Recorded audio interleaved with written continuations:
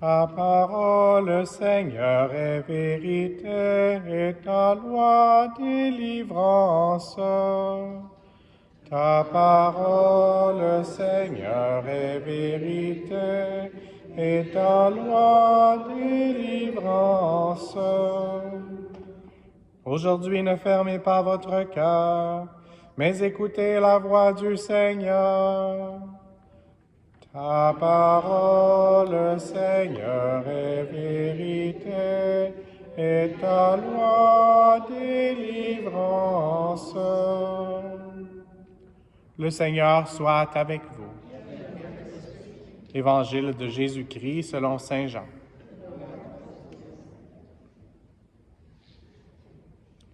En ce temps-là, Jésus disait aux Juifs, « Amen, amen, je vous le dis, si quelqu'un garde ma parole, jamais il ne verra la mort. » Les Juifs lui dirent, « Maintenant nous savons bien que tu as un démon.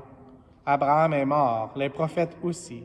Et toi tu dis, si quelqu'un garde ma parole, il ne connaîtra jamais la mort.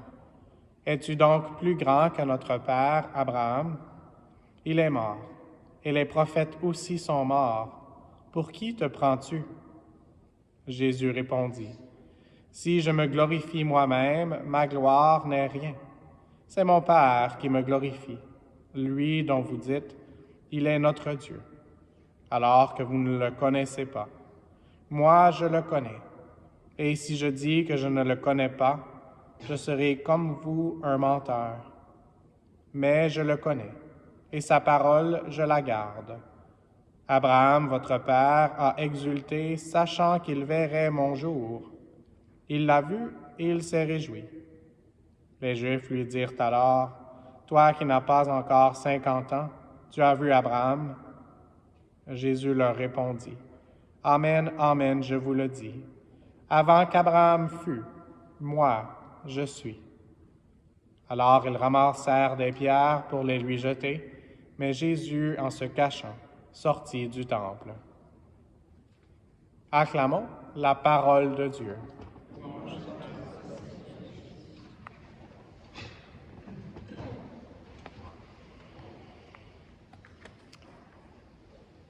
Notre évangile fait mention d'Abraham aujourd'hui, en écho à la première lecture du livre de la Genèse. J'aime bien regarder nos statuts aussi, qui peuvent nous enseigner.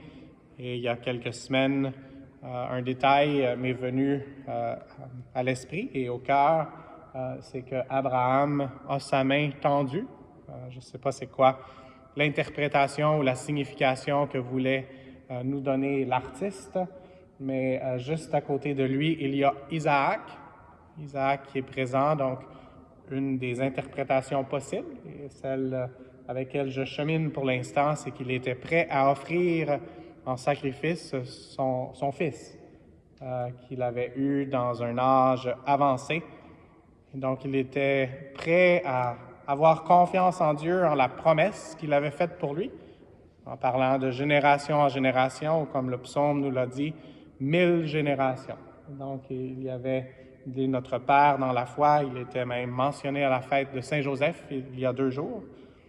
Mais la parole qui a touché mon cœur d'une façon spéciale, et souvent je me prépare la journée même, mais le Père Kevin et moi, on revient de l'école Sainte-Anne, où on avait des confessions, donc je me suis dit peut-être que je n'aurais pas autant de temps pour préparer, donc j'ai lu hier la lecture, et il y a une expression qui m'a sauté dans la face, comme on dirait, c'est celle-ci, « Je te ferai porter des fruits à l'infini ». Donc même en voyant la main tendue d'Abraham, il devait continuer de croire que le Seigneur vraiment accomplirait la promesse qu'il lui avait faite. Et donc des fruits à l'infini. Ça me fait penser aussi, et parfois j'utilise dans mes homélies, l'énergie renouvelable que le Seigneur veut nous donner, cette énergie spirituelle, son amour infini. Et on sait qu'il y a la foi, l'espérance et l'amour, et que c'est l'amour qui perdure, parce que Dieu est amour. Et ça m'a fait penser à l'image du buisson ardent. Mais encore plus, avec une autre des traductions, pour fruit à l'infini, il y a certains qui le traduisent fécond à l'infini. Donc, cette fécondité spirituelle du Seigneur. Et cette image-là m'a fait choisir aussi le chant qu'on a entonné ensemble aujourd'hui, mais celui à propos de la terre. Et puis on a reçu des belles fleurs déjà en préparation à Pâques, et donc les fleurs. Certaines des fleurs sont annuelles, d'autres des fleurs sont vivaces. Et celles qui sont vivaces fleurissent, ils perdent leurs pétales, mais ils continuent d'avoir la vie. Et donc, demandons au Seigneur pour nous aussi de continuer d'avoir la vie. La seule façon dont ça c'est possible, c'est toujours d'être connecté à Jésus lui-même, à Dieu lui-même, lui qui reconnaît que nous sommes les branches et que lui, ou les sarments, et que lui, il est l'arbre de la vie. Et pour qu'on puisse vraiment être vivaces nous aussi, survivre aux difficultés de l'hiver et à fleurir selon le Seigneur. Et bien sûr, fruits à l'infini. Et souvent, c'est la conclusion de mes homélies. Je parle de la Sainte Vierge Marie. Et donc, ça me fait penser à cette prière que nous prions, le fruit de tes entrailles, qui est Jésus. Et donc, même l'ordre de le prier en anglais, on finit cette partie-là du « Je vous salue Marie » avec le nom de Jésus. Et donc, si on voit la promesse de Dieu à Abraham, mais ça pointait déjà vers Jésus, le Christ, Jésus qui est l'alpha et l'oméga, le début et la fin, Jésus qui est toujours vivant, même s'il est mort. Jésus est vraiment mort et c'est ça qu'on va célébrer, sa passion par amour infini pour nous, mais qu'après 3 jours, comme il l'avait dit, il est ressuscité. Et ce même Jésus, avec la Sainte Vierge, Jésus qui veut nous donner la vie. Et donc, demandons au Seigneur de nous aider à témoigner de notre foi. Et puis, en témoignant de notre foi, on est appelé à imiter et peut-être à demander l'aide spéciale des martyrs, ceux qui ont témoigné de leur foi jusqu'à verser leur sang, et la façon dont ils ont pu faire ça, pour être comme les fleurs du Seigneur lui-même, c'est d'associer leur vie à celle du Christ, incluant de recevoir le sang précieux de Jésus pour leur donner la force et le courage de dire oui jusqu'à verser leur sang. Et une des paroles d'un des pères de l'Église, c'est « Le sang des martyrs est la semence des chrétiens ».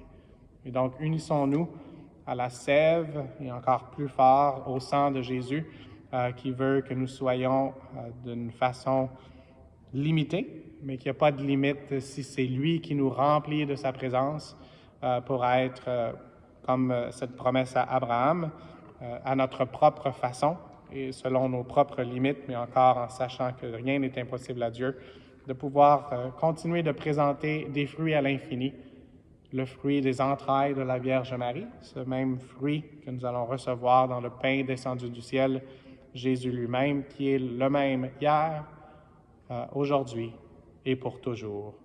Amen.